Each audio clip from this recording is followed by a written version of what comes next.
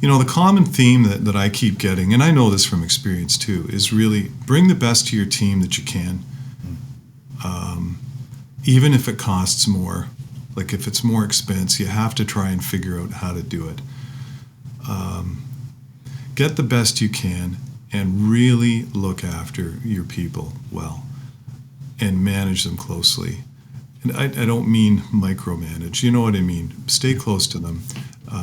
And it's through people and with people that you get results. It's not by building great stuff. You can build you can build the best rocket in the world and get nobody to go on it because you just haven't really considered all the people involved and how to properly promote it and how to engage people, how to get people to feel excited about it. All those things are so important. So it's with and through our people that I think that's been our biggest success. So that would be my advice to anybody that's starting up or going through difficult times.